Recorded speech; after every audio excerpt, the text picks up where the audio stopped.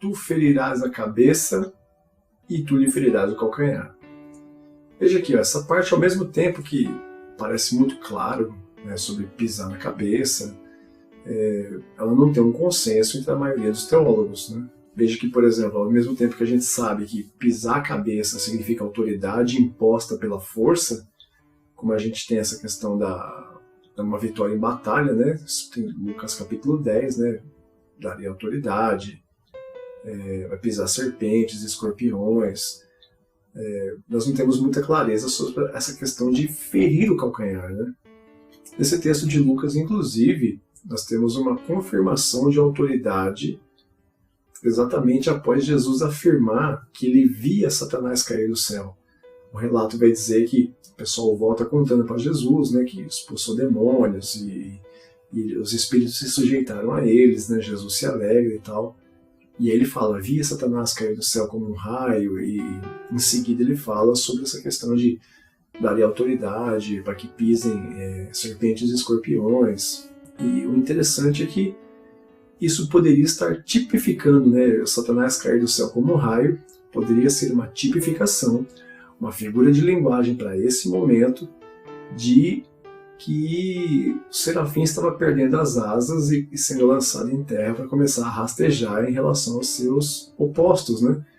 Mas é só uma tipificação de perda de autoridade, perca de imponência, tendo que agora rastejar ao alcance dos pés dos seus inimigos, podendo ter a sua cabeça pisada. Poderia ser uma relação direta com esse texto. Você pode concordar ou não tem problema, mas eu aceito bem também com naturalidade isso. Agora, quanto a ferir o calcanhar, aí já fica um pouco mais complicado, porque a teologia não tem um consenso sobre esse significado de o que quer dizer a serpente ferir o calcanhar. Veja que aqui são brigas entre as sementes, né? A semente da serpente ferir o calcanhar da semente da mulher. A semente da mulher pisar a cabeça da semente da serpente. Tem algumas aplicações que dá para ser feito aqui, nenhuma delas é muito popular. Tem uma aplicação que é sobre a questão do prego que é nos pés de Jesus, quando ele está crucificado, que a própria crucificação de Jesus seria a ferida no calcanhar, mas nenhuma aplicação dessa é muito popular. Agora a gente tem que observar o seguinte, o calcanhar, na cultura judaica, ele tem uma importância muito grande. Vamos entender, por exemplo, isso aqui, olha, Gênesis no capítulo 25, você vai ter o verso 26 que diz, depois saiu seu irmão agarrado a sua mão ao calcanhar de Esaú, aqui no nascimento de Jacó. Por isso chamou o nome de Jacó. Por isso o quê? Porque ele saiu com a sua mão agarrada ao calcanhar de Esaú. Por essa razão o nome desse menino foi Jacó. E era Isaac da idade de 60 anos. Olha isso aqui que legal. O nome de Jacó, a palavra Jacob ou Jacob, é da mesma radical hebraica da palavra Yakeb ou Akeb, que é calcanhar. E aí Jacob é aquele que agarra o calcanhar. Veja que a gente tem eu vou colocar na tela para você aí, por exemplo, calcanhar e Jacó ou Jacob. E tem essa questão do hebraico, a raiz de palavras, se você muda Yaakov ou Jacob, você mudar o V pelo B, eles têm a mesma fonética, né? Assim como P e F têm a mesma fonética. Você tem o nome da pessoa pela sua característica. E a característica de Jacó é que ele queria nascer, mesmo sendo gêmeo, primeiro que Esaú. Não é uma enganação, como falam que Jacó é enganador, Jacó é usurpador. Ele é aquele que agarra o calcanhar, aquele que fica no encalço porque quer tomar a frente e pegar a vez para si. Isso não é enganar, isso é ultrapassar. É uma aplicação diferente isso. Quer ver um outro texto muito interessante sobre essa questão de encalço e de serpente? Gênesis 49, 17, você vai ter ali o próprio Jacó abençoando seus filhos, né, as 12 tribos de Israel. Olha o que ele fala para Dan no verso 17, que interessante. Dan será serpente junto ao caminho, uma víbora junto à vereda, que morde os calcanhares do cavalo e faz cair o seu cavaleiro por detrás. Veja que interessante isso. Nós temos uma aplicação muito diferente aqui na América, né, nas Américas, até na Europa mesmo, sobre essa questão de passar a pessoa para trás. Isso faz com que a gente tenha um conceito errado sobre Jacó, porque isso não é enganação. O passar para trás é ultrapassar, porque automaticamente, se você toma a frente de alguém, essa pessoa logicamente está atrás agora. Você passou ela para trás porque você ultrapassou e tomou a frente. É que aqui na nossa aplicação, no nosso contexto cotidiano, na nossa cultura, na nossa linguagem, o passar para trás está associado com enganar, com mentira. Isso não é verdade. Isso é um problema não de anacronismo, mas de má utilização das expressões idiomáticas. Né? Veja que o agarrar o calcanhar é você querer tomar a frente. Você puxa a pessoa que está na frente, deixa ela para trás e ultrapassa tomando a frente porque você deseja chegar à frente mais do que o outro. E aí você acaba tendo interferência nas traduções, né? Porque Esaú vai dizer, eu fui enganado por meu irmão Jacó por 2 vezes. Ele não foi enganado, ele foi ultrapassado.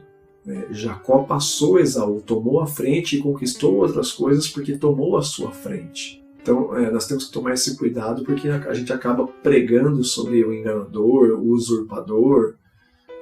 Existem até tipificações de Jacó como sendo o diabo. Lembra que eu falei do perigo da semelhança, das comparações? Então Esaú fica dizendo que foi enganado por Jacó, mas esse é um problema de tradução, porque a mentalidade do tradutor associa passar para trás como enganar. Nós aqui usamos essa aplicação nas Américas. Você me passou para trás, você me enganou, você me enrolou. Não é, você foi ultrapassado. Essa questão do agarrar o calcanhar tem a ver com isso, com eu querer tomar a frente e passar à frente de quem está na minha frente. Consequentemente, a pessoa que era na frente, se ela é ultrapassada, ela logo foi passada para trás. Então é isso que a gente tem que tomar cuidado. Então essa questão do calcanhar é ficar no encalço, é querer tomar a frente. Quando você aplica isso para a semente da serpente, a semente da mulher, você vai ter a semente da serpente querendo a todo momento tomar a frente da semente da mulher e ocupar o seu lugar, passando esse para trás. Esse conceito está muito claro com o anticristo. O anticristo não é contra Cristo, é o seu opositor querendo tomar o seu lugar. O anti ali no grego é um termo jurídico, onde você tem opositores, um é anti o outro, um é oposto o outro, porque ambos pleiteiam a mesma posição. Eu sou opositor dele porque eu quero estar no lugar e não quero que ele esteja. Então é o conceito de tomar a frente, de passar o meu oponente para trás. E aí uma aplicação que eu vejo que, baseada na cultura e no estudo textual, faz muito mais sentido. Eu passar alguém para trás porque eu quero tomar a sua frente. E aí esse conceito de calcanhar, ele tem a ver com você ficar no encalço, que é você ficar ali tentando puxar a pessoa pelo pé dela. E isso é aplicado para Adão, isso é aplicado para Jacó, e isso começa aplicado antes pela serpente. Aí tem essa questão dela ser rebaixada, rastejar, está mais fácil de pisar, mas também como ela está no chão é mais fácil puxar o calcanhar. E aí você tem depois Jacó tentando agarrar o seu irmão pelo calcanhar quando ele vai nascer. Ele podia ter agarrado pela perna, pelo braço, mas ele agarra o calcanhar porque isso é simbólico, é querer tomar a frente. Aí você vai dizer assim, mas ele enganou o seu pai quando ele colocou pelo no braço e se passou por Esaú. Né? Bom, mas se o pai não conhece o cheiro do filho, o pelo do filho, a voz do filho, ele se aproveitou da situação para tomar a frente e conquistar a primogenitura. Tudo tem que ser colocado dentro de um contexto. Tanto é verdade que Jacó, entre os judeus, na cultura judaica, existe uma palavra que eles aplicam a ele, que é muito peculiar a ele, que é chutzpah. E olha que interessante essa palavra. Essa palavra ela indica uma audácia. Lembra da sagacidade, da astúcia da serpente? A mesma aplicação. É uma audácia, seja para o bem ou seja para o mal. Ela pode ser uma arrogância extrema, uma presunção, alguém que ultrapassou os limites do comportamento, que é considerado aceitável ou politicamente correto. Quer um exemplo? É como se está tendo uma palestra para a faculdade e aí tem primeiro, segundo, terceiro e quarto anos da sua turma que estão assistindo a mesma palestra. O palestrante pede um exemplo. Quem pode vir aqui na frente e dar um exemplo para todo mundo que está assistindo? Aí você tem primeiro, segundo, terceiro e quarto anos presente. Um cara do primeiro ano ele fala, não, eu dou um exemplo. Mas você está começando agora, tem veterana aí já. Não, mas eu me sinto em condições de dar o exemplo. Isso seria um chutzpah. Aí por que é pro bem ou pro mal? Porque se ele dá um exemplo ruim, é uma arrogância por achar que alguém do primeiro ano era capaz de fazer algo que ensinasse os veteranos. Se ele se dá bem, é alguém que, sendo do primeiro ano, teve a ousadia de ensinar alguém que é veterano. E aí você dá essas aplicações a Jacó. Tenta enganar o pai, enganar o irmão que era mais velho, era caçador, homem de guerra, luta com o próprio Deus, desafia o sogro, paga o preço pelos anos de trabalho para ficar com as esposas. Vários exemplos de chutzpah para Jacó. Então veja que não é uma conotação ruim. E essa associação do calcanhar é feita, e eu entendo que essa forma seria mais coerente dentro do texto, do costume judaico e da aplicação da serpente querer constantemente tomar o lugar ou a frente de Jesus, ocupar o posto que era seu.